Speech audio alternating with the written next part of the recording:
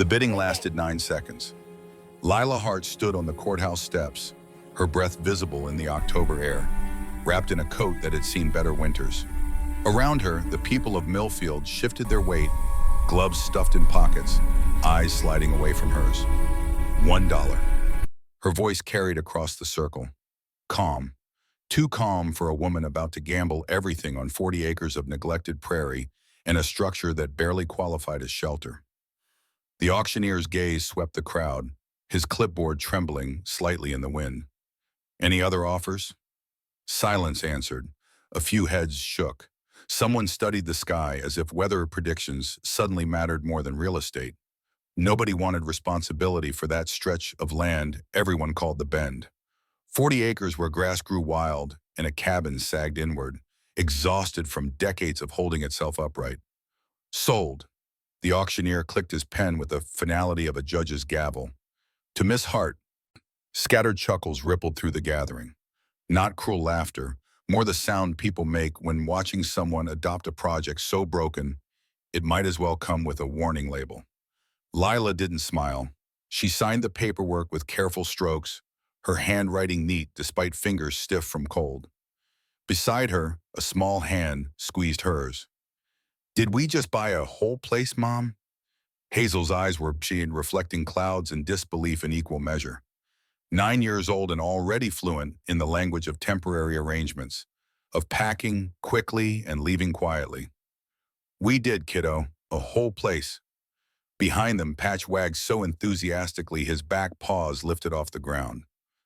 The dog's optimism functioned independently of circumstances, a trait that had gotten them through worse situations than this. The auctioneer cleared his throat, glancing at his notes. Ma'am, county requires a basic habitability inspection by December 1st. Property needs to meet minimum standards or it reverts to county ownership. He looked up, his expression shifting towards something resembling sympathy. That's 7 weeks, 7 weeks to transform ruin into home, 7 weeks before winter fully descended, 7 weeks to prove a dollar wasn't the worst investment Millfield had ever witnessed. Lila folded the deed into her coat pocket. Understood. They walked together toward the parking lot, not because they had anywhere urgent to be, but because standing still had stopped being an option 2 years ago. Hazel skipped ahead, already narrating their future to Patch, who listened with the attention of someone convinced every word mattered. For 24 months, Lila and Hazel had existed between borrowed spaces. A friend's sofa that became uncomfortable after 2 weeks. A shelter where kindness came with curfews and questions. Nights in their minivan when all doors quietly closed. The van's heater wheezed like it was considering retirement, and Patch occupied the back seat with the confidence of someone who believed life eventually figured itself out. Lila gripped the steering wheel now, following the dirt road that led away from town. The bend revealed itself gradually, rising from the prairie like something the earth had tried to swallow but couldn't quite manage. The cabin crouched low against the horizon. Roof sunken in the middle, door hanging at an angle that suggested hinges had given up years ago. Gaps between logs let daylight through in places architecture never intended. Grass grew where floors should exist. One window clung to a single shard of glass, stubborn as the last piece in a puzzle nobody remembered starting. Hazel stepped out of the van, staring. Is this the front? Lila studied the structure, weighing honesty against hope. I believe all of it is the front, and also the back. Patch trotted ahead, conducting his inspection with the seriousness of a contractor. He sniffed each gap, paused to sneeze at a particularly assertive thistle, and marked a corner post as officially approved. Lila circled the property slowly. Logs rotted at the base where moisture had won decades-long battles. The roof wasn't so much a roof as a suggestion of what roofs might accomplish under better circumstances. But the stone foundation held steady, and several walls maintained their vertical ambitions despite having every reason to surrender. We can fix this. The words emerged quieter than she intended. Hazel looked from the splintered roof to the missing boards to the way wind moved through the interior with the freedom of a landlord. Do we know how? Not yet. The not yet mattered. It created space between impossible and inevitable, a gap where effort and stubbornness might wedge themselves. They pitched their tent beside what might generously be called the cabin's south side. The camp stove complained with every click, but eventually surrendered heat. That night, wrapped in blankets accumulated from various charity drives and kind strangers, Hazel whispered questions into the darkness.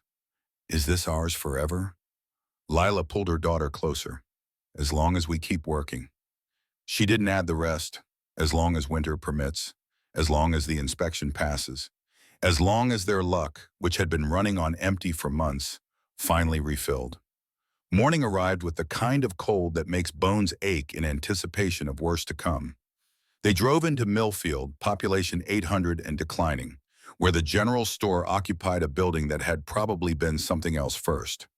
The man behind the counter had shoulders that looked squared by manual labor and a mustache that seemed perpetually surprised by its own existence. He looked up as they entered, recognition flickering across his face. You bought the Bend? His tone suggested he was confirming reality rather than judging it. Yes. For $1. He wanted to hear it again, needed to verify that someone had actually done this. Yes. He shook his head with the resignation of someone who had tried arguing with gravity and lost. Ma'am, they would have paid you two to take it. Hazel nudged Patch. Hey, double profit. Lila set a folded list on the counter. She'd written it last night by flashlight, calculating necessities against the $43 currently separating them from zero. I need nails, a hammer that doesn't bend, 2 tarps, maybe some boards that have dreams of becoming the floor someday. The store owner studied the list, then studied her. The tired hope in her eyes, the stubborn line of her jaw, the way she stood like someone who had already made this decision and wouldn't be talked out of it. Name's Dyer. You planning to tear it down? No, planning to make it stand up straighter. He exhaled through his mustache, a sound that contained 40 years of watching people underestimate winter. That cabin's past standing. Wise option is to start fresh. Fresh is expensive. Repair is patient. Something shifted in his expression. He turned, fetched a ledger, flipped it open with practiced efficiency. Cash now? Half, and I can work off the rest. I'm good with repairs. And coffee. She paused. I make good coffee. Hazel nodded with the solemnity of someone providing professional testimony. Legendary. Patch barked once, contributing what he considered crucial information about his own value to any operation. Dyer hesitated, pen hovering over the page. Then he wrote carefully, his handwriting the kind that comes from years of keeping accurate accounts. All right, credit for the rest. And I'll add gloves. Winter bites without asking permission. His tone softened fractionally. Be careful out there, Miss Hart. That's a lot of work for, he glanced at Hazel, for anyone. We'll manage. Outside, loading supplies into the van, Hazel tugged her mother's sleeve. Mom, what if we can't do it in 7 weeks? Lila secured the last tarp, thinking about the inspection deadline, about the social worker who'd been asking questions at the shelter last month, about all the ways their fragile new beginning could collapse. Then we worked faster. The first week became an education in demolition. They pulled down boards too rotted to salvage, wood that sighed as if relieved to finally retire. Dust filled the air like memories being shaken loose. Patch supervised by attempting to drag away planks 3 times his size, leaving triumphant trails that proved nothing except determination. Each evening they studied their progress, walls that revealed themselves once debris cleared, gaps that needed filling. The slow revelation of what the cabin had been before neglect claimed it. Hazel leaned against her mother inside the tent, watching stars through the flap. Mom? Yeah, kiddo? Is this crazy? What we're doing? Probably. Good crazy or bad crazy? Lila smiled in the darkness. Our kind of crazy. The walls, though damaged and weary, held an old dignity. Lila circled each log, marking the ones too soft to trust. She counted the replacements they'd need, then counted their money. Those numbers didn't get along. The solution arrived in the form of prairie wisdom and an elderly farmer who stopped by under the pretense of checking fence line, despite there being no fence anywhere nearby. He tipped his hat to Hazel, squinted at the cabin, and spoke like someone sharing intelligence. Cottonwoods fell up north way back, been seasoning themselves where they lay. He glanced at Lila. Good wood, if you don't mind working for it. Work, at least, they had in abundance. They borrowed a wagon from Dyer's store, hauled logs back in trips that turned muscles into complaints and complaints into silence. 2 trips a day, sometimes 3 if they pushed.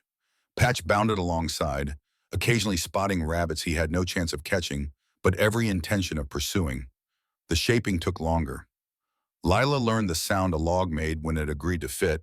The resistance that meant forcing would split rather than secure. Hazel learned what hand-me-the-draw knife meant and discovered that handing it sharp end first was a mistake you only made once. They joked through blisters. When laughter didn't quite reach, they rested their foreheads together and remembered why they were there. Almost, Lila would whisper. Almost, Hazel echoed, as if the word could build walls. The townspeople came to watch, not with cruelty, but curiosity. A boy rode past on a bicycle every afternoon, delivering progress reports to no one in particular. A woman from the bakery dropped off day-old bread and accidentally left 2 jars of jam. Someone donated a cracked mirror with the explanation that every house needed one, even if only to check whether frostbite matched your outfit. No one offered to do the work for them, and somehow that helped. Lila didn't want rescue, she wanted room, space to prove something to herself, to Hazel, to the part of her brain that had started believing permanent addresses were for other people. By mid-November, the walls felt stronger. Not finished, but committed. They'd replaced rotting sections with cottonwood that smelled of prairie and persistence. The gaps closed incrementally, each one a small victory against wind and doubt. The roof, however, remained a suggestion. Hazel learned to split shingles in the evenings, inventing songs to keep rhythm. Patch howled along in what he sincerely believed were harmonies. The sound carried across the bend, and if anyone in Millfield found it annoying, they kept that opinion to themselves. One cold afternoon, Dyer's wagon appeared again. He climbed down slowly, his breath forming clouds. The town's taking bets. Hazel looked up from her shingle pile. On what? On whether you make it through winter. Patch wagged like this was the best news he'd heard all week, which, for him, it might have been. Lila straightened, aware of how much her back protested the movement. What are the odds? 3-1 against. He admitted it without apology. But I put my money on you. Wito, he shrugged, glancing at the cabin that now had walls that mostly stayed vertical and a door that closed with only moderate violence. Because I'd like to live in a town where the stubborn win sometimes. He pointed to the rafters, still exposed to sky. What's the plan? Shingles, half done. I over-ordered from my barn, been sitting useless. I could sell them at cost. Lila hesitated. They'd been existing on tight margins, every expense negotiated against immediate necessity. Why help us? Dyer's mustache tilted like it was considering a smile. Because you're building more than a roof. You're building a reason. He offloaded shingles, nails, a roll of tar paper. Patch barked approval, respecting people who traded fairly and came bearing useful gifts. Pay me when you can, or bring me coffee. They finished the roof by lantern light, hands numb, laughter clumsy with exhaustion. Hazel hammered the last nail, declared herself roof captain, and bowed to an audience of 1D and infinite stars. The cabin, patched and patient, shed December's first snow with dignity. Inside remained dirt for floor, an arrangement of crates serving as chairs, and a fireplace made of stones that definitely looked like potatoes. But the fire burned. The walls didn't complain. Patch slept so deeply his snores synchronized with wind. The morning after their first real snow, a vehicle pulled up outside. Lila recognized the county seal on the door before she recognized the woman stepping out. Mrs. Patterson had kind eyes and a clipboard that suggested complications. Miss Hart, I'm with Social Services, just doing an early check on the property. She smiled at Hazel, who stood half-hidden behind her mother, making sure everyone's safe and warm. Lila's stomach tightened. Early checks meant concerns. Concerns meant questions. Questions meant the possibility of losing Hazel to a system that measured safety in checkboxes rather than determination. We're fine, making good progress. Mrs. Patterson walked the perimeter, noting the solid roof, the walls that no longer leaked daylight, the fire crackling inside. She checked her notes. Inspector will need to confirm by December 1st. Working stove, functional door, proper flooring, basic weatherproofing. She looked at Lila directly. I can see you're trying. Keep going. After she left, Hazel's voice came small and worried. Will they take me away? Lila knelt, bringing herself eye level with her daughter. No, we're going to pass that inspection. We're going to prove we belong here. Promise? Why? Promises were dangerous when circumstances remained uncertain. But some promises mattered more than caution. They accelerated. The floor became priority, boards fitted tight enough to keep cold from rising. Dyer helped source a small cast-iron stove, ancient but functional, that someone's grandmother had replaced with something modern. The door received new hinges, a latch that actually latched, weather stripping that turned closing into sealing. Hazel helped caulk gaps with mixture Lila made from flour paste and prairie clay, probably not code-approved, but definitely wind-resistant. They worked until dark arrived, then worked by lamplight, then fell into sleeping bags, too tired to dream. 3 days before the inspection, a proper storm arrived. Not the gentle snow that had been drifting down politely, but the kind of weather that reminded North Dakota residents why some people chose to live elsewhere. Wind hit the cabin with the force of something testing structural integrity. Snow piled against walls, searching for weakness. Inside, they sat close to the stove. Hazel read aloud from one of Mrs. Boone's donated books, her voice steady against the storm's percussion. Patch curled between them, radiating heat and unconcerned loyalty. Mom? Hazel paused mid-sentence. The cabin's holding. Yeah. We built it strong enough. Yeah. We're going to be okay. Lila pulled her daughter closer. Yeah, kiddo. We are. The storm broke by morning, leaving the world sculpted into drifts and silence. They dug out the door, cleared the path, checked the roof for damage. Everything held. Everything they'd built and fixed and reinforced had survived its first real test. On the night before Christmas, though they owned no tree except a branch Hazel had placed in a jar and called Art, they sat by the fire sharing bean stew stretched with hope. Patch, wrapped in a scrap quilt like he was attending formal dinner, sighed contentedly. Lila looked around at their imperfect, warming room and felt something shift. This wasn't yet a home, but it was facing the right direction. A soft knock startled them. Hazel sat up quickly. Who would knock here? Lila opened the door. A woman, perhaps in her late 20s, stood in the snow with a small child and a tired-looking terrier. Their car waited at the road, one wheel angled wrong, steam rising from under the hood. The wind pressed at them with impatient hands. Please. Our heater died. Tow truck said hours. The woman's cheeks were bright from cold, her voice threading toward panic. The child behind her shivered hard enough to be visible. Lila stepped back instantly. Come in. No questions. No calculations. Just warmth. The stranger's little boy curled near the hearth with Patch beside him, forming a temporary committee on staying warm. The terrier, offended at first by Patch's exuberance, eventually decided cooperation beat pride and shared the blanket like a reluctant diplomat. Hazel brought cocoa, thin but brave. The women shared stories, trading fatigue for comfort. The boy fell asleep with his hand on Patch's fur. Nobody cried. The room already understood. By morning, the tow truck came. The woman hugged Lila quickly, gratitude expressed through pressure rather than words. She left behind a bag of groceries and a handwritten note. Thank you for being a light in the middle of nowhere. Lila read it twice, then tucked it above the hearth. Hazel called it their first housewarming card, which felt both literal and perfect. Snow deepened, days shortened, but inside the cabin, something began to bloom that had nothing to do with gardening. Guess we're not as alone as we thought, Hazel said one evening. Patch thumped his tail in agreement, already knowing what the humans were just figuring out. December 1st arrived with the efficiency of deadlines. The inspector came at 10, clipboard ready, expression professionally neutral. Mrs. Patterson followed in her own vehicle, her presence somehow both reassuring and anxiety-inducing. The inspector walked through methodically, tested the stove, which heated without smoking, opened and closed the door, which sealed properly, examined the floor, boards fitted tight with only minor unevenness, checked the roof from inside, finding no leaks, no gaps, no signs of imminent collapse. He made notes. Mrs. Patterson watched Hazel, who stood very still, trying to be invisible while simultaneously proving she was fine, safe, warm. Finally, the inspector looked up. Property meets basic habitability standards. He signed the form with the kind of pen that makes official things official.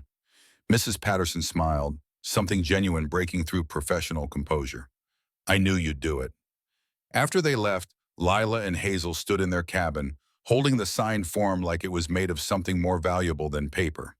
Patch celebrated by spinning 3 times and barking at nothing, which seemed appropriate.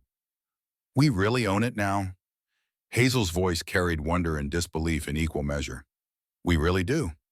That night, for the first time in 2 years, Lila didn't fall asleep calculating backup plans and exit strategies. She fell asleep in a home that had her name on the deed and her daughter sleeping safely in the next room. The wind still pressed against the cabin's walls. Winter still had opinions about their decision to stay, but they'd built something strong enough to hold, something patient enough to shelter, something that proved a dollar and determination could buy more than anyone expected. And the cabin, with its patchwork walls and hard-won roof, quietly began remembering what it was meant to be. The wind changed that first morning after the inspection, not the temperature, which still had strong opinions about human comfort, but the sound. Instead of searching for gaps to exploit, it brushed past the cabin and moved on, like a neighbor finally acknowledging boundaries. Hazel woke first, sitting up slowly in the dim light. She blinked at the ceiling, then smiled with the kind of satisfaction that comes from small victories proving sustainable. Mom? Lila stirred from across the room, buried under the blankets they'd layered against the cold. It didn't snow inside. That's how you know you're moving up in the world. Indoor-only snow is a luxury we can't afford. Patch stretched, yawned so wide it looked philosophical, then trotted to the door with the optimism of someone who believed breakfast existed as a fundamental right. Their cabin, that stubborn collection of logs and willpower, still carried a list of flaws longer than any honest contractor would tolerate. The floor consisted of boards stitched together with nails and faith. The shelves slanted slightly, as if listening to conversations at an angle. The fireplace smoked occasionally, never dangerously, but enough to add character to every meal. Yet it was theirs in a way nothing had been for 2 years. They spent mornings on improvements that mattered more than showed. Hazel organized the tools like museum exhibits, arranging them by function and assigning personalities. This hammer's name is Eleanor. She has a strong personality and doesn't apologize for it. Lila tested Eleanor's balance, finding it suitable for someone with convictions. Good name. What about the saw? Still deciding. He's more complicated. Afternoons belonged to learning warmth management. Lila experimented with dough that might become bread if encouraged properly and given enough time to reconsider its options. Hazel discovered that beans could transform into 17 different meals if one possessed imagination, an onion, and the willingness to rename leftovers. Patch's contribution involved locating every draft by lying directly in it, his body serving as both detection system and inadequate plug. By late December, Millfield's residents had begun treating the cabin less like a disaster waiting to happen and more like a slow-moving miracle worth monitoring. People stopped by the way one might check on a promising garden, curious and quietly invested. Mrs. Dyer, whose cookies were famous for containing mysterious but pleasant ingredients, appeared one afternoon with a tin tucked under her arm. Oh, look, I seem to have wandered onto your property again. She peered around with theatrical surprise, as if the cabin's existence shocked her despite having visited twice before. Might as well sit. She left with an empty tin and an invitation to return any time, which she interpreted as binding legal permission to appear whenever the spirit moved her. A retired school teacher named Mrs. Boone arrived carrying books tied in ribbon, their spines cracked from years of enthusiastic reading. These lived on my shelf long enough. They wanted fresh air and new eyes. Hazel stacked them beside her sleeping area, running fingers across each cover like they were doors she hadn't opened yet, promising adventures that didn't require leaving home. The cabin began filling with quiet offerings. A rug patched but serviceable appeared near the door. An extra lantern materialized on the shelf. Someone's old kettle arrived with a note explaining it sang while boiling and deserved an audience. Nobody announced these gifts. They simply existed, as if kindness operated through the back door when pride guarded the front. In early January, Lila decided they needed a proper table. Not the crates stacked with optimism, but furniture that understood its purpose and committed to it. She spread sketches across the floor, not exactly blueprints, more like hopeful conversations with wood about becoming something useful. Big enough for guests. Hazel looked up from her book. You mean cookies? I mean community. They worked side by side, measuring twice because once led to mistakes that wasted materials they couldn't spare. Cutting carefully, sometimes muttering at boards that refused cooperation. Patch supervised closely, occasionally stepping directly onto lumber to demonstrate balance techniques nobody requested. By evening, the table stood, slightly uneven perhaps, but proudly itself. Hazel climbed onto one chair, then another, testing stability before sitting properly and folding her hands like she was about to negotiate something important. It makes the room look like it believes in us. The next day, the bakery sent over 2 loaves that made even the table feel honored to hold them. Life found rhythms that felt almost normal. Mornings meant maintenance, afternoons meant work, either at the cabin or, increasingly, small jobs Lila picked up around town. Evenings meant stories, not grand tales about heroes, but the small victories of each day. The morning the roof didn't creak under snow. The time a loose nail finally agreed to stay put. The afternoon Patch discovered joy in a snowdrift and emerged looking like someone's mistake with flour. Then January sharpened itself into a weapon. The temperature didn't just drop, it fell with intention. Frost decorated the inside corners of windows like ambitious lace made by winter, showing off. Their breath painted the air each morning, visible proof that warmth cost effort. One night, just after midnight, the cabin made a new sound. A thunk, followed by silence that felt louder than noise. Then something that could only be interpreted as plumbing, refusing to participate in civilization. Lila tried the faucet. It responded with nothing, then a stubborn cough, then absolute silence. Okay. The word people use when choosing not to panic, when panic hovers close but hasn't been invited yet. Hazel sat up, blankets wrapped around her shoulders. Why did the water quit? Because it temporarily forgot about being liquid. Frozen pipes, not dangerous exactly, just inconvenient in the way that forces creativity and tests patience. The kind of problem requiring blankets, steady heat, and the belief that water has obligations it needs to remember. They wrapped towels along the exposed sections, set pots boiling on the stove, maintained temperature through the night. Langley, who ran the clinic in town and had somehow heard about their situation through the mysterious network that connected all small-town business, lent them a space heater from a storage room. The thaw came slowly, tiny trickles that sounded like applause for persistence. Though water returned with a triumphant gurgle by morning, the bill from extra wood and worry looked less celebratory. We'll manage? They always did, though managing sometimes wore disguises that resembled improvisation and hope. At the clinic where Lila had started picking up occasional organizing work, word of their frozen pipe situation traveled faster than weather forecasts. People offered advice with the generosity of those who'd survived similar winters. Straw insulation along the outer base. Keep a kettle singing. Let faucets drip on the coldest nights. Recommendations varied. The underlying message stayed consistent. Winter here didn't ask permission, and preparation mattered more than optimism. But the cold wasn't finished making points. The following week brought what the radio cheerfully called a friendly little cold snap, which resembled calling a bear emotionally complex. Temperatures dropped so low that even Patch wore his dignity like an extra layer, moving between fire and food with minimal detours. Inside, they prepared like sailors securing a ship before storms. Sleeping arrangements migrated closer to the hearth. Hazel filled jars with water in case pipes decided to reconsider their life choices again. Lila sealed drafts with strips of cloth and flour paste that wouldn't win architectural awards, but definitely prevented wind from treating their home like a highway. They rationed wood carefully, each log a negotiation between immediate warmth and future need. The hardest part wasn't cold.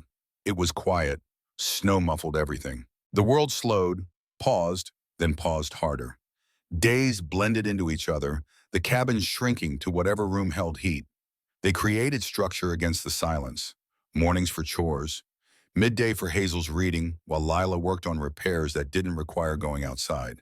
Evenings for board games they invented, rules changing based on who was winning. Laughter keeping darkness at arm's length. Patch invented a game called Bring the Boot, which had no clear objective except demonstrating commitment to retrieving footwear nobody wanted retrieved. One afternoon, Hazel stood by the window watching the world blur white. Her breath fogged the glass, and she drew patterns in the condensation before speaking quietly. Sometimes I still think we might have to leave, not because I want to, just because that's what always happened before. Lila joined her, shoulder touching shoulder, both staring at the endless white that made the cabin feel like the only solid thing in existence. It's strange. Staying feels scarier than moving. When you move, you don't have time to worry about keeping things. When you stay, you start caring. Hazel nodded slowly, understanding settling into the space where fear had been practicing. Also, I care about those marshmallows Mrs. Dyer brought.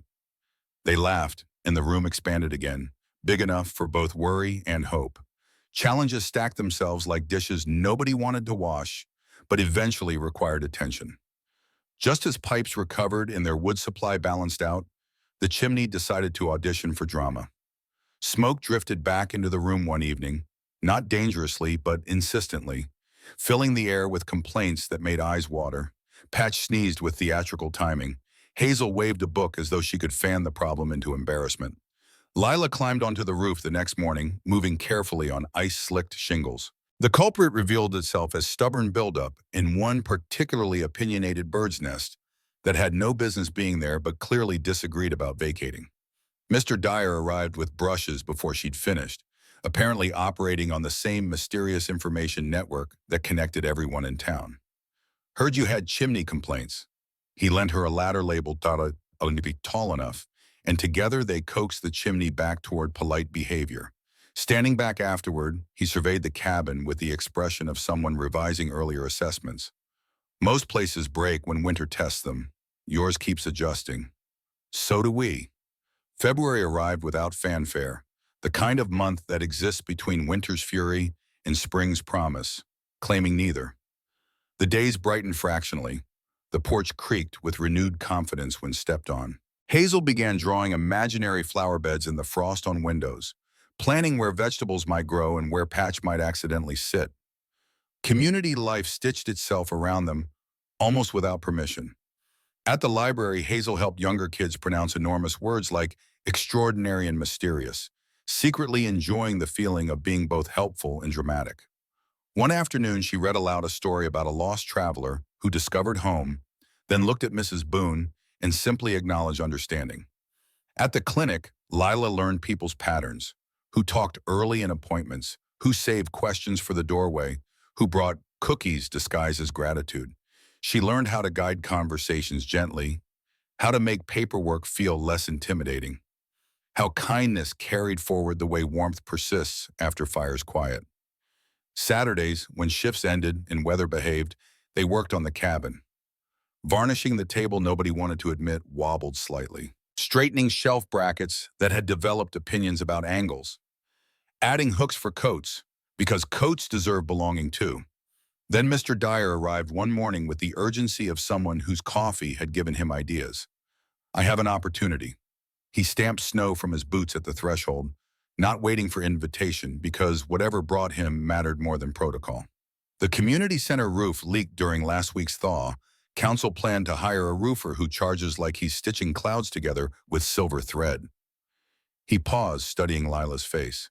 Then I remembered you rebuilt this place with stubbornness and borrowed nails. Lila blinked, processing the implications. You want me to fix the roof? Temporary patch now, proper repair come spring, paid work, nothing fancy but honest. Hazel looked at her mother with eyes that understood what paid work meant. Groceries without careful mathematics. Maybe sugar that wasn't rationed. Possibly socks without holes. I can do it. Steady. The same tone she'd used bidding $1 on a cabin everyone else abandoned. Good, because I already told them you would. They liked your table story. Apparently furniture earns trust. The job required balance, patience, and sleeves thicker than regret. Lila worked carefully on the community center roof, checking every board twice before declaring it secure. The wind attempted conversation. She ignored it politely, focused on sealing gaps that had let weather inside where it didn't belong. By dusk, the roof stopped pretending to be a sieve and began acting like a roof again. The council paid her with cash, plus a basket of preserves and a rather enthusiastic hug from the treasurer, who apparently expressed gratitude through physical contact. Walking home, Hazel linked arms with her mother, their boots crunching through snow that sparkled under emerging stars. Does this mean we officially live here now? It means we're part of the list. What list, Ola? The list people make in their heads of who to call when something needs doing. Hazel thought about that, testing the weight of belonging against the lightness of being invisible. I like that list. Patch trotted ahead, discovering a new stick and carrying it the entire way home, just in case anyone needed a stick urgently. His priorities remained beautifully simple. January turned to February slowly, as if winter was reluctant to leave a conversation it was enjoying. They added shelves to the cabin, built proper bed frames that elevated sleeping from the floor, and even crafted a small rocking chair because the porch seemed to keep asking for one. One afternoon, a letter arrived, their first since buying the Bend. It came from the woman whose car had broken down on Christmas, the stranger they'd welcomed into warmth when she had nowhere else to turn. The envelope contained a letter written in careful script and a gift card. She wrote about arriving home safely, about her son still talking about Patch, with the Reverend's children reserved for dogs who let them sleep nearby, about the way warmth can feel like a miracle when you least expect it. Use this on something unnecessary too, the note concluded. Hazel read it aloud, then gasped with the realization of possibilities. Unnecessary means marshmallows. Unnecessary means oranges. They compromised on both, plus cocoa mix that Patch sniffed with interest before deciding it wasn't meat and therefore unworthy of deep emotional investment. Life got comfortable, not the flashy comfortable that announces itself, but the quiet kind that gently taps your shoulder and mentions you're safe today. They fell into patterns that felt almost permanent, the kind of routine that builds itself when crisis stops demanding constant attention. Then winter had one last examination to administer. A late storm rolled over the prairie in mid-February, not violent but persistent, the kind that settles in and refuses to leave without extracting acknowledgement. Drifts layered high enough to disguise landmarks. Roads vanished into suggestions. The town slowed to essential movement only. When the storm finally broke, exhausted from its own intensity, they found their porch half buried. The path they'd maintained all winter erased. The barn roof sulking under weight it hadn't signed up for. The minivan peered out like a confused seal wondering what ocean this was. This time, though, they didn't face it alone. Neighbors arrived with shovels before Lila could even assess the work required. Children treated snowbanks as architectural opportunities, building tunnels and forts with the seriousness of urban planners. Mrs. Dyer brought soup whose secret ingredient appeared to be friendship concentrated into liquid form. Hazel got to use the sled as an improvised tool hauler, which she declared the greatest engineering advancement since rope was invented. Patch plowed through snow like a joyous submarine, emerging periodically to sneeze and dive again. They dug paths, cleared roofs, laughed at the absurdity of working this hard just to access what they had already accessed yesterday. When the last shovel leaned against the cabin and the last glove steamed on the hearth, they stood back, breath-forming clouds, admiring the reappearing world. Hazel spoke softly, almost testing words to see if they'd hold weight. We live here. Lila felt something settle in her chest, the kind of certainty that doesn't announce itself with trumpets, but simply exists, solid and undeniable. Yes, we do. And it no longer sounded temporary. It sounded like a sentence that could continue indefinitely, building paragraphs and chapters, maybe even volumes. That night, as Patch snored gently beneath the table Eleanor had helped hammer together, Hazel wrote in a small notebook Mrs. Boone had given her for recording important thoughts. Winter was strong. We were stronger. Note, buy more marshmallows. Outside, the prairie rested, wrapped in the kind of quiet that follows storms. Inside, the cabin glowed, fire steady, walls holding, the space between breaths finally peaceful. Sometimes home isn't something you find. It's something that learns to trust you back, that tests you thoroughly before committing. that decides you've earned the right to stay. Spring sneaked in the way shy guests do, not ringing the bell, just quietly standing in the doorway until someone finally notices. The snow melted first in stubborn places. The edge of the porch where sun hit longest. The path Hazel walked most frequently. The Patch had declared his personal athletic zone all winter, where he'd tested the limits of snow depth and his own determination. Pale green blades pushed through as though surprised at their own courage. Hazel pressed her forehead to the window one morning, watching the transformation begin. It's happening. Lila glanced up from preparing coffee, the ritual that started every day whether they felt ready or not. Careful, if you stare too hard, it might get stage fright. Patch stood at the door, whining softly. He believed spring required outside participation, immediate and enthusiastic. The ground thawed slowly, releasing smells of wet earth and forgotten plans. One bright morning, Lila walked the property alone, boots sinking into soft dirt. She traced with her fingers the line where a garden would go, a rectangular statement of faith in staying. Hazel followed, planting imaginary carrots with ceremonial seriousness, spacing them according to rules she was probably inventing. We'll start small. Carrots, beans, maybe herbs that forgive beginner mistakes. Can we plant sunflowers? Those aren't food, they're for the eyes. Then yes, for the eyes. Patch supervised in his official capacity as assistant to everything, occasionally attempting to dig pre-approved holes.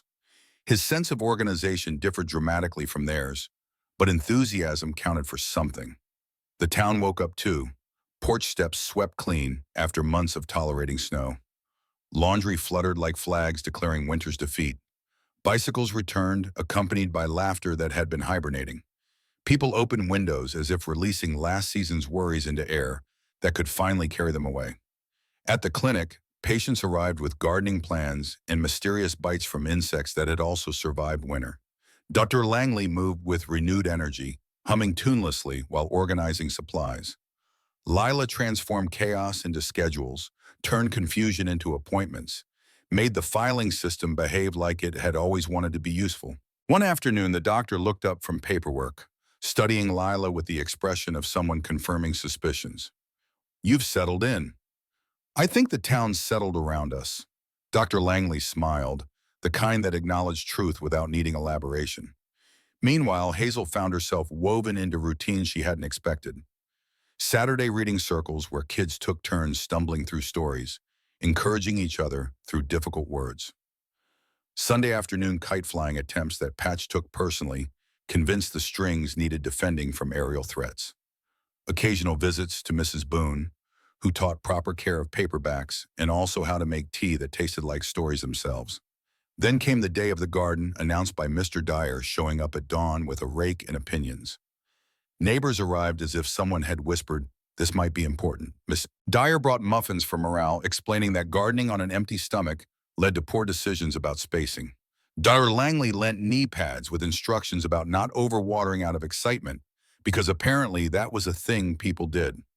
Hazel pressed seeds into soil, each one a quiet promise that maybe, possibly, with luck and attention, would become food. Lila worked beside him, smoothing rows, planting carefully as though tucking hope in for a nap it needed before growing. Patch lay in shade, pretending loudly not to be tempted by the compost pile that smelled like everything interesting and forbidden. The garden didn't look like much when the last person left, just lines of dirt arranged politely, waiting for something to justify their existence. But that evening, as sun dipped toward the horizon and painted everything golden, Hazel stood there and whispered to the earth, "Grow." And somehow that felt like participation, like she'd entered a contract with spring and sealed it with intention.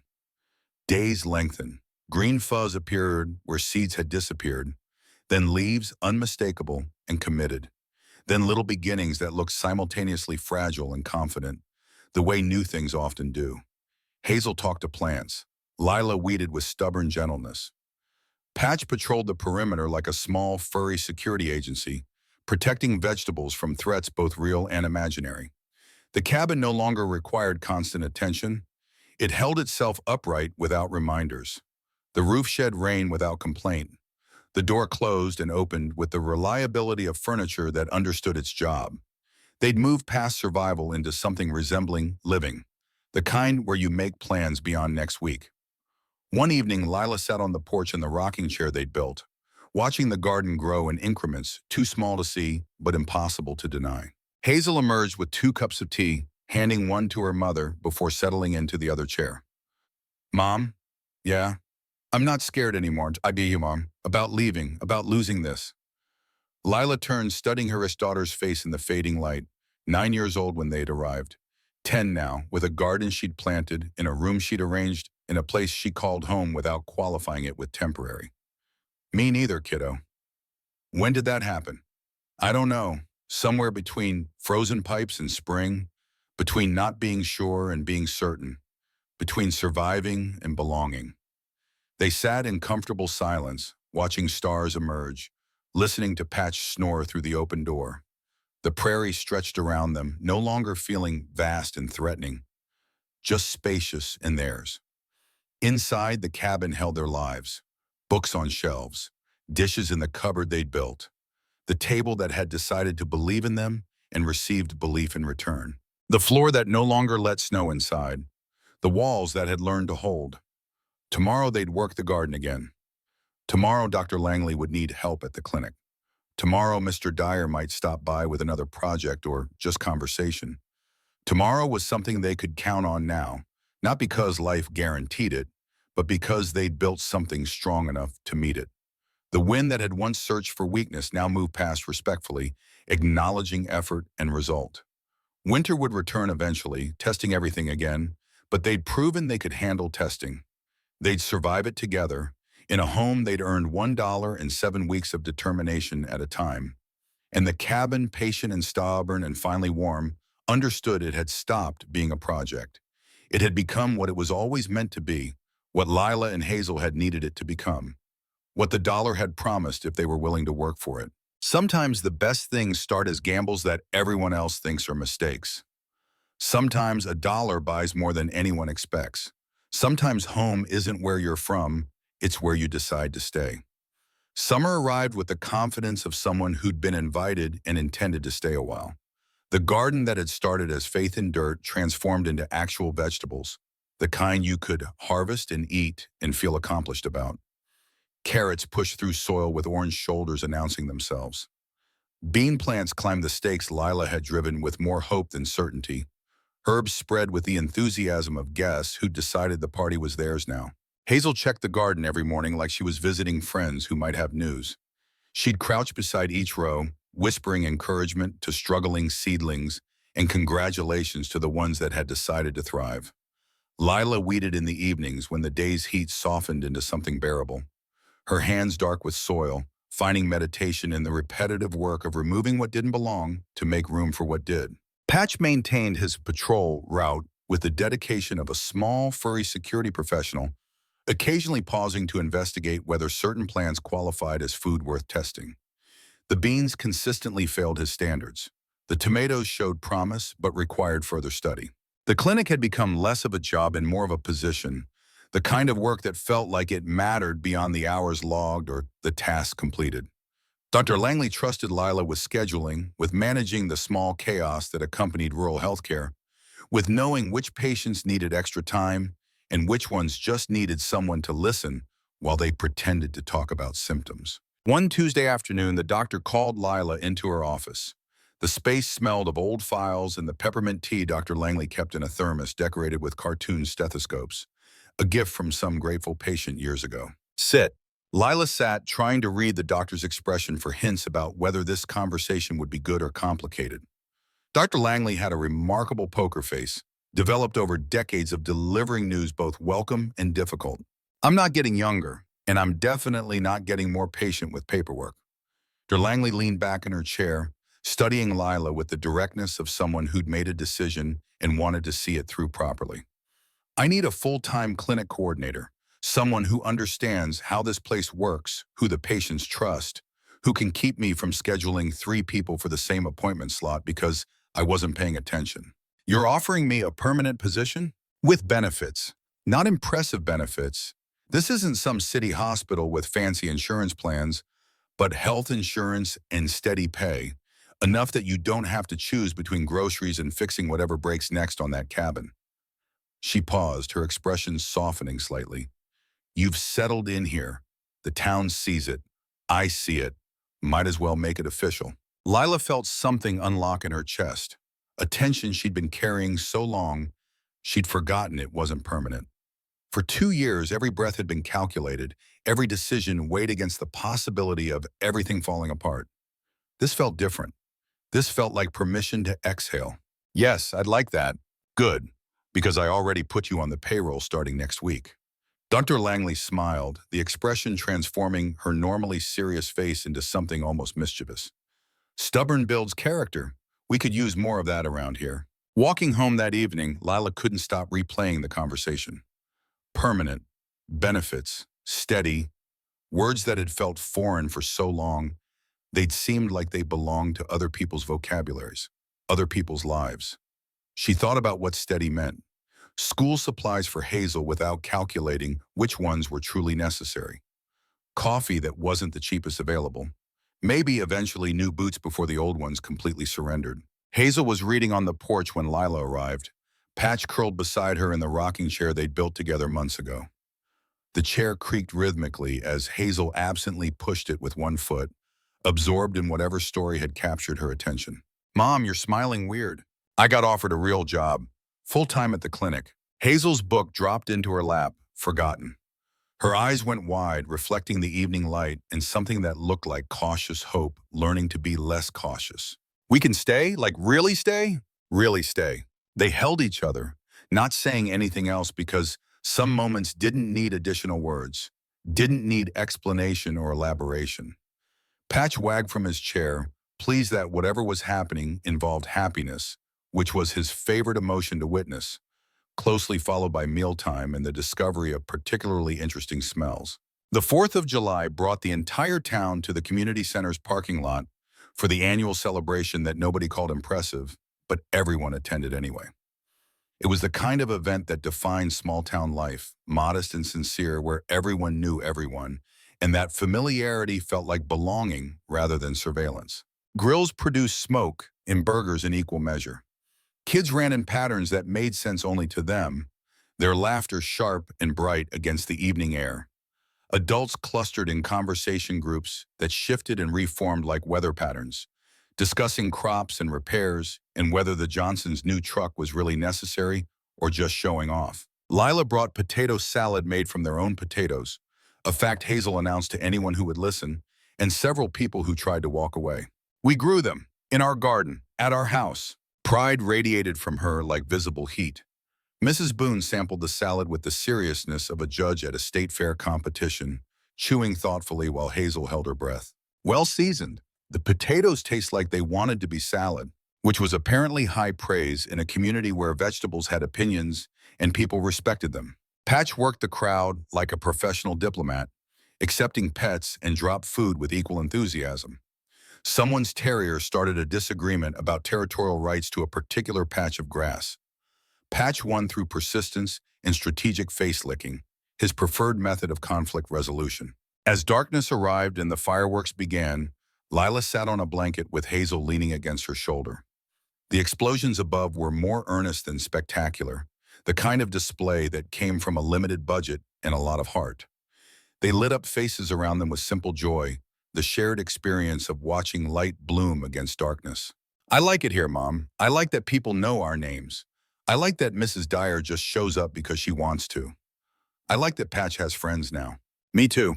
Are we allowed to be happy? Like, is that okay after everything? Lila pulled her daughter closer, thinking about the question beneath the question. The worry that happiness might be temporary, that contentment could be revoked without warning. It's not just okay. It's what we worked for, what we earned. Happiness doesn't erase hard times, but it proves we got through them. It proves we were strong enough. August brought heat that made work challenging and rest necessary. The garden required watering morning and evening, which meant hauling water from the hand pump they'd installed after the frozen pipe incident convinced them redundancy mattered more than convenience. Lila took morning shifts at the clinic when temperatures stayed reasonable, before the sun turned the building into an oven that even the ancient air conditioner couldn't quite manage. Afternoons belonged to the shade of the porch and books and making plans for when weather cooled. Hazel had discovered a love of sketching, drawing the garden and patch in the prairie stretching toward horizon. Her drawings weren't technically perfect, but they captured something true about each subject, the essential quality that made them what they were. Then the letter arrived. It came in a cream-colored envelope with a logo in the corner, shaped like a city skyline, all clean lines and modern angles. The return address indicated an organization Lila recognized, one that had turned them away 18 months ago when they'd first sought help, when their application lacked the right documentation and their circumstances were too unstable to satisfy the requirements. Inside, typed on official letterhead with impressive formatting, an explanation about a housing program slot opening. A guaranteed apartment in Bismarck, subsidized rent calculated on income, never more than 30% of what they earned. Job placement assistance, though Lila now had employment, making that particular service unnecessary. Transportation help. Support services. Everything presented professionally, promising stability wrapped in administrative efficiency. Lila read it twice, sitting at their table while coffee cooled slowly beside her hand. She could hear Hazel playing with Patch outside, their voices drifting through the open window, bright and unconcerned. The letter offered everything she'd wanted 2 years ago, when hope felt like a luxury they couldn't afford, when stability seemed like something that happened to other people. Now it felt like a test. Hazel came inside for water, noticed the letter, the expression on her mother's face. What's that? An opportunity. An apartment program in Bismarck, stable housing, help with expenses, job support. Hazel read over her mother's shoulder, processing the offer with the maturity that comes from having lived through enough uncertainty to recognize its opposite when it appeared. It sounds nice. Careful words, testing rather than declaring. It does. They sat together, not immediately discussing what nice meant, when they had already built something beyond nice, something that felt more like theirs, something earned rather than provided. The apartment would be easier. No repairs, no maintenance, no wondering if the roof would hold or the pipes would freeze. Just stability, guaranteed, professionally managed. That afternoon they walked, not to discuss, just to move, to think while their bodies occupied themselves with the familiar motion of putting one foot in front of another. Down the path they'd maintained, past the creek that was still learning its spring song, through fields where grass practiced being serious about summer height. Patch bounded ahead, chasing happiness that didn't require reasons or explanations, demonstrating his usual profound wisdom about priorities. They climbed a gentle rise and turned to look back.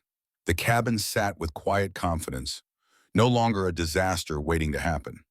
Smoke curled from the chimney even in summer because the stove heated water for washing. The porch, where muddy boots rested in companionable disorder, looked like it understood hospitality. The rocking chair swayed slightly, though there was no breeze, as if occupied by memories of all the evenings they'd spent there, watching stars emerge and listening to Patch snore. Hazel slipped her hand into her mother's, fingers interlacing with practiced ease. The letter is safe, like it's stable and guaranteed and professional. It is, but this feels alive. The words landed with weight, carrying truth that surprised even as she spoke it. Safe versus alive. Guaranteed versus earned. Professional assistance versus community that showed up because they wanted to, not because forms required it, not because procedures demanded it. They stood there watching their home from a distance, seeing it as others might, as they themselves had that first day when it looked impossible. The transformation wasn't just physical, though that was real enough. The transformation was in how they saw it, how they felt about it, how it had become not just shelter, but something that held their lives and their hopes and their sense of who they'd become. We should probably be smart, Lila said quietly. The apartment would be easier. No repairs, no frozen pipes, no wondering if the roof will hold through the next storm. But we fixed all that. We know how now. Hazel's voice carried certainty that hadn't been there a year ago. And people here need us. Dr. Langley needs you. Mrs. Boone needs me to help with reading circle. Mr. Dyer needs someone to appreciate his cookies. Lila smiled despite the seriousness of the decision. Those are important needs. Also our garden. We can't move the garden. And Patch likes it here. He has patrol routes and responsibilities. Patch, hearing his name, wagged confirmation. His opinion was clearly documented and non-negotiable. That evening, they cooked dinner with vegetables that had traveled from seed to plate through their own attention, their own work. They ate at their table that Eleanor the Hammer had helped build, the surface worn now from use, from meals and homework and evening card games. The lamp cast familiar light across familiar space. Patch snored near the hearth, occasionally wagging in his sleep at dreams that were probably food-related. Lila pulled the letter out, smoothing the creases where it had been folded. What if we're making a mistake? What if this is harder than we think and we should take the help when it's offered? Hazel thought carefully before answering, her face serious in the lamplight. Mom, when we got here, we were trying to survive. Now we're trying to live. Those are different things. She paused, choosing her next words with care. The letter helps you survive, but we already did that part. We survived. Now we get to do the other part. Out of the mouths of 10-year-olds came wisdom that adults spent years learning. Lila folded the letter neatly, precisely, with the kind of care that comes from respecting options even when declining them. She walked to the drawer where they kept tape and string and the good scissors that were only for fabric. Placed the letter inside, closed the drawer with a soft click that felt like punctuation on a decision made. We already chose. Hazel exhaled a breath she'd been holding since the letter arrived, relief and certainty mixing together. Can we tell people that we're staying for real? We're staying for real. Late August brought harvest time, the fulfillment of promises made in spring. What had been hope and seeds and whispered encouragement became realities requiring attention and celebration. Carrots pulled from earth, crooked and proud. Beans picked in quantities that exceeded reasonable expectations. Herbs dried in bunches hanging from the ceiling, making the cabin smell like a garden had moved indoors, like summer had decided to take up residence. The first carrot Hazel harvested looked like it had survived personal battles and emerged victorious, knobbly, twisted in ways that suggested interesting life choices. Immediately nominated for most important vegetable ever grown. We should have a dinner, invite people, show them what we grew. A real party with our food? With our food from our garden at our house where we're staying permanently. The declaration felt important, worth emphasizing, worth celebrating. Planning involved more enthusiasm than experience. They didn't own matching plates, but they owned enough plates. The table would seat 6 if people didn't mind proximity, which nobody in Millfield did. Mrs. Dyer volunteered to bring bread because apparently first harvest dinners required bread that knew what it was doing, bread with experience and confidence. Saturday evening arrived with the kind of weather that apologized for summer's heat by being almost pleasant. Guests arrived carrying dishes that technically weren't requested but felt necessary anyway, the kind of casual generosity that defined the community. Mr. and Mrs. Dyer brought bread and something in a covered dish that smelled like butter and ambition. Mrs. Boone appeared with a pie that defied physics by being simultaneously rustic and elegant. Daughter Langley carried wine that probably cost more than was appropriate for the occasion, but elevated it anyway. They crowded around the table that had decided to believe in itself months ago. Salt passed hand to hand. Laughter flowed more freely than conversation, though there was plenty of that too. Patch worked the floor like a professional, accepting dropped food with the grace of someone doing everyone a favor by cleaning up, performing an essential service. Mrs. Boone tasted the beans and declared them determined and courageous, which seemed accurate for vegetables that had survived both Hazel's watering enthusiasm and Patch's patrol routes. At one point, when conversation paused for breath, Mr. Dyer raised his glass slightly, drawing attention without demanding it, to stubborn places and the stubborn people who make them beautiful. They drank to that, to stubbornness and beauty, in the intersection where both existed simultaneously. Hazel leaned toward her mother, whispering with pride that barely qualified as whispering. We're the stubborn people. Yes, we are, kiddo. The evening stretched as good evenings do, nobody rushing toward ending, everyone comfortable in the space they'd gathered to celebrate. When guests finally left, thanking hosts for food they'd partly provided themselves, Lila and Hazel stood on the porch watching taillights fade into darkness, listening to the prairie settle into night. That was nice, Mom. That was family. Not the kind you're born into, but the kind you build through showing up and being present and caring about each other's gardens and frozen pipes and first harvests. September arrived with cooler mornings and the kind of light that made everything look nostalgic, already halfway to memory even while happening. At the clinic, Lila had evolved from coordinator to something closer to partner in maintaining the small chaos that was rural healthcare. Dr. Langley trusted her with more decisions, more patient interactions, more of the invisible work that kept everything functioning. You have a knack for finding the thread. Most people only see the knots. I spent 2 years untangling my life. Practice helps. One Thursday, a teenager named Marcus arrived with his grandmother, both looking uncomfortable in the way people do when they need help but aren't sure how to ask for it. The grandmother did all the talking while Marcus studied the floor with intense focus, as if the linoleum held answers to questions he couldn't articulate. He needs to talk to someone about college applications. His parents don't understand why he wants to leave, think he should work the family farm. She glanced at her grandson with fierce pride and worry mixed together. He's smart, could do something. Lila recognized the weight in that conversation, the fear of reaching for something beyond what's expected, the courage required to want more without knowing if more was possible. There's a community college advisor who visits Bismarck twice a month. I can get information, help with paperwork if that's useful. Marcus looked up finally, hope breaking through the studied indifference. That'd be good, thanks. After they left, Dr. Langley caught Lila's attention, her expression thoughtful. You're building more than schedules here. You're giving people permission to ask for help. I know what it's like to need help and not know how to ask, which is exactly why you're good at this. Hazel's reading circle had grown from 5 kids stumbling through picture books to 12 children attempting chapter books with varying success and universal enthusiasm. Mrs. Boone stepped back slightly, letting Hazel lead more often, watching her student become teacher, seeing the transformation happen in real time. You're good with them, patient. You remember what it's like to struggle. Hazel thought about that while walking home, Patch trotting beside her with the stick he'd claimed as personal property and carried everywhere like a scepter or badge of office. I guess when you've had hard things, you want to make things easier for other people. October brought the Town Festival, Millfield's annual celebration of making it through another year without significant catastrophe. Modest booths offered modest goods.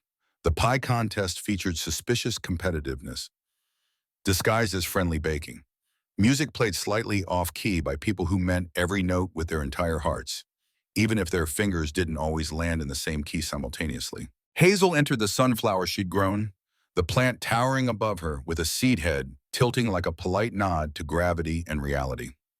She didn't win first place, which went to Mrs. Henderson's sunflower that looked professionally intimidated into perfection. But Hazel won best spirit, which honestly felt better because it acknowledged effort over perfection, hard over technical achievement. Patch competed in no official categories but received unofficial awards for dog, who said hello, most sincerely, and animal most likely to understand the meaning of pie. He accepted both honors with tail-wagging humility and attempts to lick every child within reach. That night, fireworks blurred the sky, still more earnest than spectacular, still lighting up faces around them with simple joy.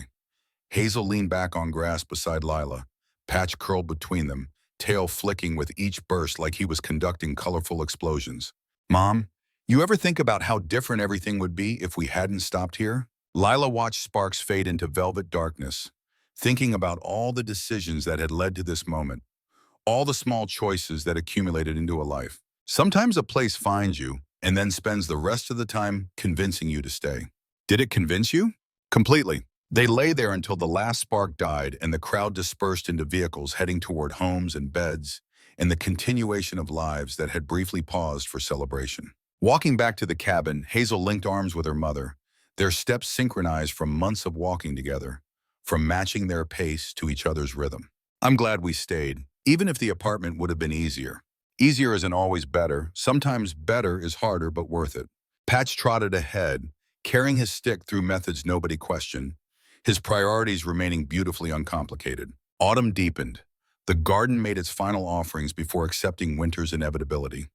They jarred what they could, shared the rest with neighbors who'd helped plant it, laughed at their attempts to label everything properly, which mostly resulted in jars marked stuff and other stuff. Marcus returned in late October with acceptance letters from 3 community colleges. His face showed cautious excitement, the kind that's afraid to be too happy in case happiness gets revoked without warning. Which one's the best program for what you want to study? He pointed to the middle letter, engineering program downstate. This one, but it's the farthest from home. Sometimes the best things require traveling. Doesn't mean you stop belonging here. Just means you go learn and bring back what you discovered. His grandmother gripped his shoulder with pride that had been waiting for permission to show itself fully. You'll do great things. After they left, Lila realized she'd become someone young people asked for advice. Somehow, without noticing the transition, she'd gone from surviving to establishing to being established. The person others consulted. The stable presence in a community that valued stability but also understood the courage required to reach beyond it. On the first real cold night, before winter fully remembered itself, Lila stepped outside alone. The cabin glowed behind her, warm lights spilling through windows they'd replaced last spring. Inside, Hazel practiced spelling words for next week's test, her voice soft with concentration. Patch investigated a squeaky toy with absolute seriousness, determined to understand its mysteries through aggressive interrogation. Lila touched the porch post they'd reinforced that first month, feeling the grain, the coolness, the steady strength that came from wood doing its job properly. She remembered courthouse steps and scattered chuckles and $1 that bought more than anyone expected. She remembered 7 weeks that felt impossible until they weren't. She remembered frozen pipes and chimney drama and storms that tested everything they'd built. She remembered Hazel naming hammers and Patch approving corner posts and neighbors who showed up with shovels. She remembered the letter she'd folded and filed away, the guaranteed apartment that represented everything safe and everything she no longer needed because they'd built their own safety from scratch. The prairie stretched around their property, grass golden in fading light. The wind moved through it, creating waves that traveled toward horizon, endless motion toward invisible destinations. Somewhere in town, someone was making dinner. Children were arguing about homework. Dogs were barking at important things like leaves and strangers and the general injustice of not being allowed on furniture. Life continuing, ordinary and extraordinary at once. Thank you. She spoke quietly to no one and everyone. To the cabin for standing. To the town for accepting. To strangers who became neighbors, who became friends. To work that mattered. To Hazel for believing. To Patch for unwavering optimism. To herself for not giving up when giving up would have been easier. Inside, Hazel called out, "Mom, can you help with this problem?" Lila went back to warmth and family and homework that required attention. The door closed behind her with the solid sound of things that worked properly, of homes that held, of choices that proved right not because they were easy, but because they were true. The next morning, she woke to find the first serious frost had arrived overnight, coating everything in silver. The garden stood brown and finished, having given what it could, resting now until spring called it back to work. The cabin held heat the way it was supposed to, the way they'd taught it to through patient repair and attention. Hazel slept peacefully in the room that was completely hers, decorated with her drawings and the books Mrs. Boone kept bringing. Patch snored beneath the table, having claimed that spot as official sleeping headquarters, his territory established and defended. Lila made coffee, the legendary kind that Hazel insisted deserved its reputation, and sat at their table watching light strengthen outside. 1 year ago, they'd been in a tent, wondering if the roof would hold through winter, wondering if they'd make it to the inspection, wondering if any of this was possible.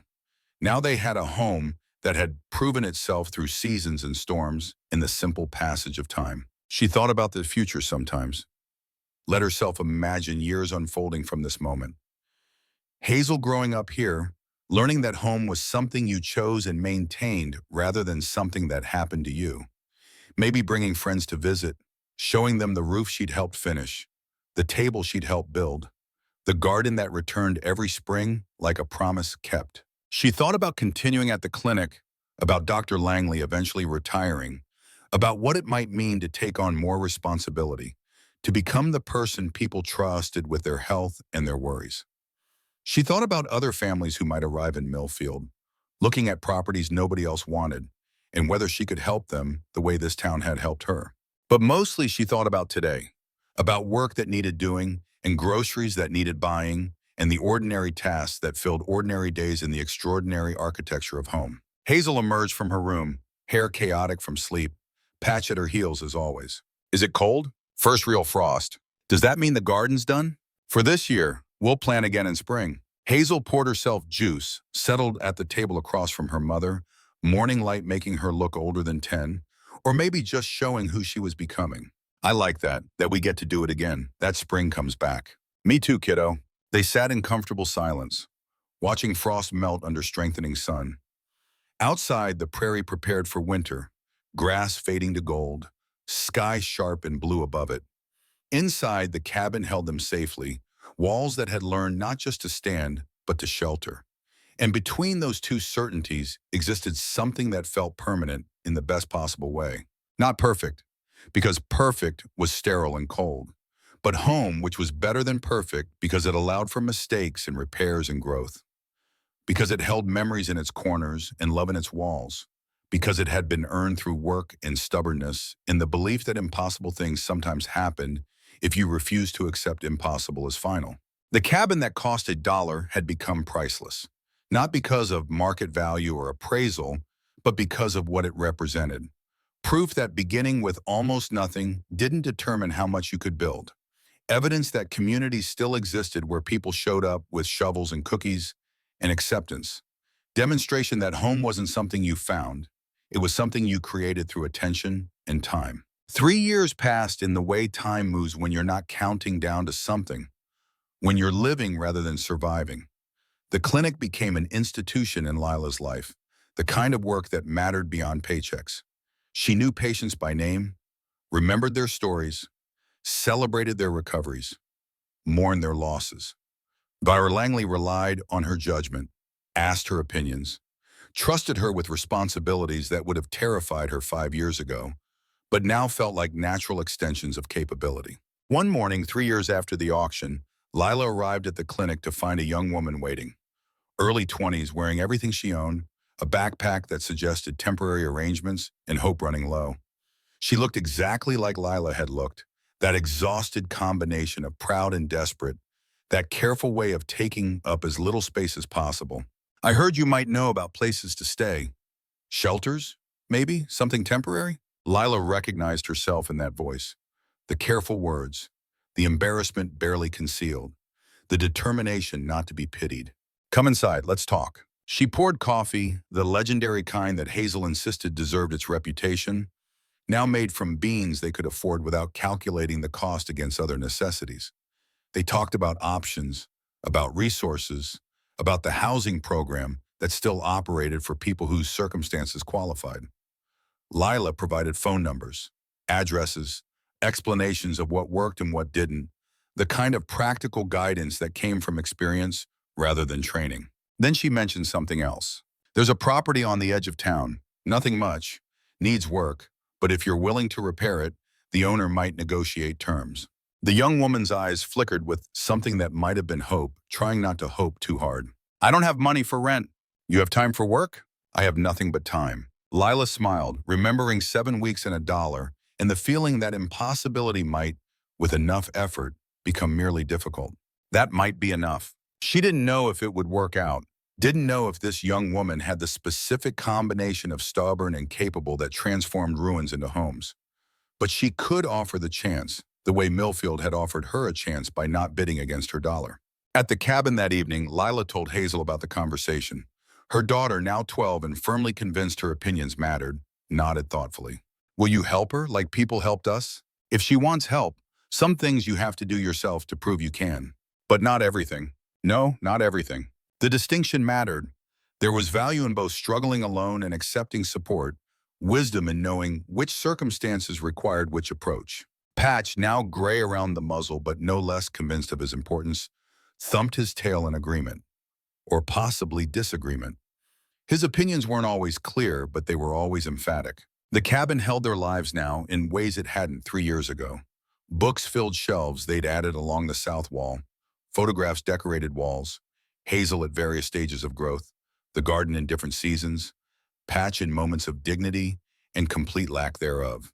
Dishes in the cupboard they'd expanded to accommodate dinner parties that happened more frequently now, the floor that no longer let cold rise, boards fitted tight and varnished. The walls that had learned not just to hold, but to shelter, to create space that felt safe and permanent. Hazel's room had become truly hers, decorated with drawings and treasures, and the kind of clutter that proved someone lived there comfortably, someone who expected to stay. Lila's space remained simpler, But that simplicity was choice rather than absence of options. The garden returned every spring, sometimes more ambitious than the previous year, sometimes more practical, but always promising. They learned what grew well in their soil, what required too much attention, what Patch would eat if given opportunity. Tomatoes thrived, lettuce struggled unless planted in partial shade. Beans remained reliably cooperative. Years would unfold from here, Lila knew. Not perfect years because perfection was never the goal. Not easy years because easy rarely meant growth. But rooted years, the kind where challenges came and were met and became stories told later with more humor than they held at the time. Hazel would grow into someone who understood that home was something you chose and maintained, that belonging was earned through presence and participation. She'd bring friends here, show them the roof she'd helped finish, explain the table building process with Eleanor the hammer, point out which parts of the garden grew best. And those friends would see not just a cabin, but a testament to what was possible when you refused to accept impossible as final. Patch would grow older and wiser, selectively deaf at bath time, stubbornly committed to afternoon naps in inconvenient locations, but still wagging with the conviction that life figured itself out if you gave it attention and treats and unconditional enthusiasm. The cabin would age in the comfortable way good homes do, acquiring dents that told stories. Marks on door frames tracking Hazel's height through years. Burns on the table from hot pans and spilled candles and all the small accidents that proved people actually lived there. That life happened here with all its messy glory. One autumn evening, 5 years after the auction, Lila sat on the porch alone. The prairie stretched golden in fading light. Patch slept at her feet, occasionally twitching in dreams that probably involved heroic acts of rabbit pursuit. Inside, Hazel worked on homework, her voice a soft murmur as she read aloud to herself, a habit she'd developed that helped her concentrate. The cabin behind her felt solid in ways that went beyond carpentry. It had become evidence that impossible things sometimes happened, that gambles sometimes paid off, that a dollar could purchase more than logic suggested. She thought about the young woman she'd helped, who'd taken the suggestion about the property and made it work through effort that looked familiar, that reminded Lila of herself 5 years ago.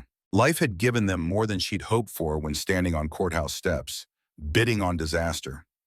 Not wealth exactly, but richness of a different kind. Community that showed up with shovels. Work that mattered beyond paychecks. A place that needed them as much as they needed it. The wind moved through grass, creating waves that traveled toward horizon. Somewhere in town, someone was making dinner. Children were arguing about homework. Dogs were barking at important things. Life continuing, ordinary and extraordinary, exactly as it should. Lila reached across the years in her mind, speaking to the woman she'd been, the one who'd stood on those courthouse steps terrified and determined. We did it, she thought. We built something that lasted. Inside, Hazel called out, needing help with math that was getting genuinely difficult now. Lila stood, joints protesting slightly, reminder that time passed for everyone. She glanced back at the prairie once more, acknowledging its patient permanence, then went inside where warmth and family and homework waited. And in that moment, with frost threatening and coffee cooling and Patch wagging hopefully at the prospect of dinner, Lila understood something fundamental. The happiest endings don't arrive all at once with fanfare and recognition. They grow season by season, meal by meal, kindness by kindness, until one day you realize you're no longer surviving, no longer fighting, no longer proving anything except that you chose well and worked hard and built something that lasted. Sometimes a dollar buys a cabin, but determination builds a home. And the difference between those two things is everything that matters.